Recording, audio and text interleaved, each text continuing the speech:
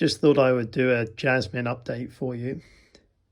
Now, my particular one has been cut back very hard towards the end of the growing season, the end of last summer, and I was interested to see whether that would affect its flowering.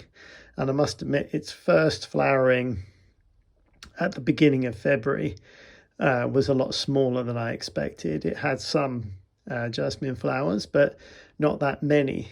But what's interesting is this second flowering, which you can get on a healthy plant, seems much bigger. I don't know if the camera will pick this up. We've got a lot of flower buds starting to come through. And the numbers are much higher.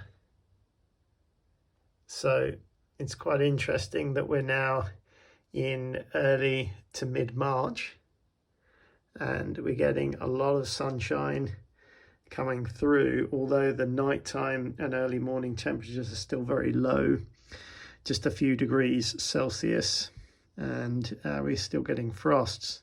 Obviously it's inside and getting the morning sunlight, and it seems to have stimulated, this additional sunshine seems to have stimulated quite a decent second growth. So I think it's actually going to be that the second growth of flowers is going to be the main one to enjoy.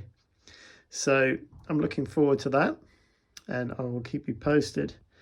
I think the cutting hard back is just has just knocked back the flower production, but it didn't completely get rid of it, and it's obviously just slowed that to the point where we're now later on in the season, and now we're getting the flush. I often over the years get the flowers coming in abundance in early February, so this is quite a bit later, but there we are. Let me know how you're getting on with your jasmine. Are you getting a good display? Have you been able to get your winter flowering jasmine to reflower this year? And if so, I'd love to hear about your experiences. Is it better or worse this year? You can always send me your own pictures on Instagram at Houseplant Hacks. Okay, thanks for watching.